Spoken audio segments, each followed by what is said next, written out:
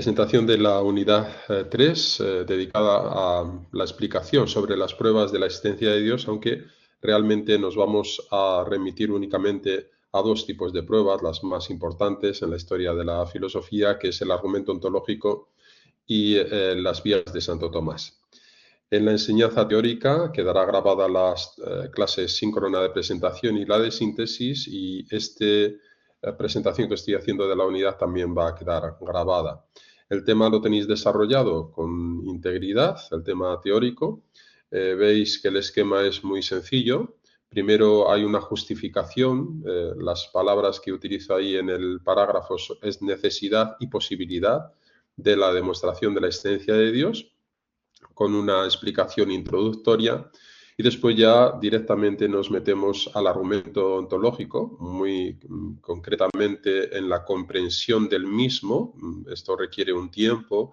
Es un argumento que, aunque en la presentación digamos es sencilla, pero el calado filosófico y sobre todo la validez, es decir, la influencia, la recepción que del argumento se ha hecho, pues tiene un gran calado filosófico. Entonces dedicaremos la explicación del próximo día sobre todo al argumento ontológico. Las vías de Santo Tomás son más conocidas, aunque hay una explicación muy detallada desde mi punto de vista.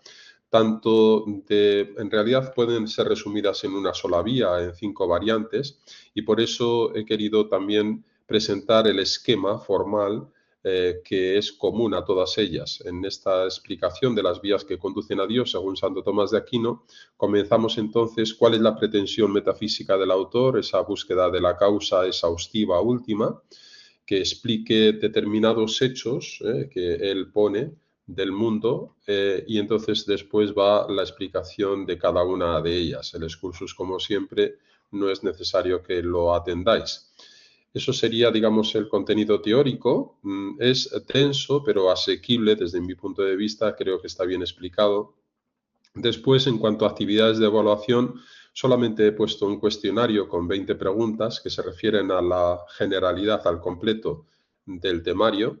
Y después un control de lecturas, las vías de Santo Tomás. En concreto, este control de lecturas es un cuestionario fundamentalmente para que respondáis, como siempre, si es verdadero o falso estas 15 preguntas y justificando vuestra respuesta.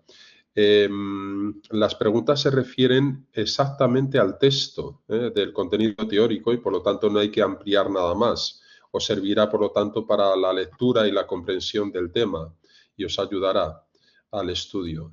Entonces, ese control de lecturas ahí tenéis. Después viene una tarea que es más bien un ensayo, una elaboración de una nueva vía para el acceso a Dios siguiendo a Tomás de Aquino.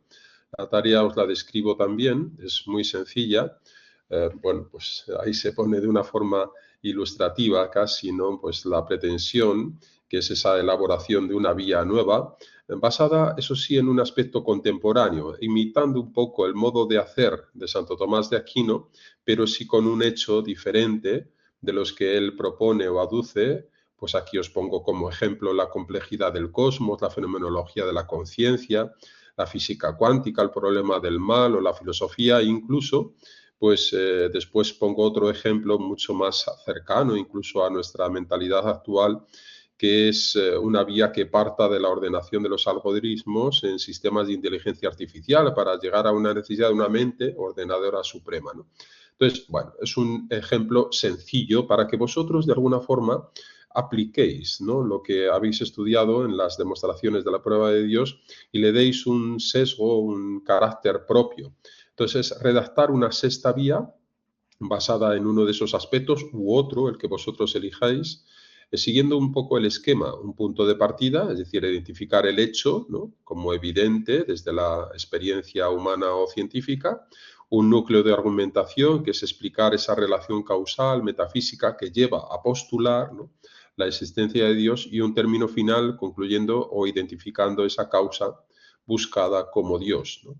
La extensión pues es aproximada a 600, 800 palabras, y entonces, bueno, se trata simplemente de que hagáis un ensayo filosófico que creo que puede venir bien para vuestro estudio, ¿no? Y por último, un foro de trabajo En este caso, el foro es el debate sobre la relación entre el Dios de los filósofos y el Dios de la fe. Lo tenemos aquí descrito. En realidad, vais a reflexionar sobre la base de una pequeña contribución, bueno, es una tesis de habilitación de Joseph Ratzinger, El Dios de la fe y el Dios de los filósofos, con ese mismo título. Ha sido editado últimamente en Encuentro, pero antes estaba en Taurus. Lo tenéis a disposición en material complementario, siempre en la página del estudio. Y ahí os pongo un poco la fase para este foro. Lo primero, claro, la lectura, la reflexión, poniendo atención muy fundamentalmente al apartado segundo, intento de solución, de ese pequeña contribución que no tiene más de 30 páginas en total y por lo tanto el apartado pues supongo que serán unas 10 o 15 páginas, no más. Después de la lectura, pues publicar un comentario inicial. Para ayuda a este comentario os pongo una serie de preguntas, podéis contestar a una, a dos, a todas, a las que queráis, con toda libertad. Esto simplemente son preguntas guía que os puede ayudar a esa primera intervención en el foro que subiréis como contribución, como texto en línea. Y después sí que os pido, en la medida que haya posibilidad, obviamente, y los compañeros se dispongan a participar, pues que haya una interacción comentando brevemente la aportación de alguno de los compañeros.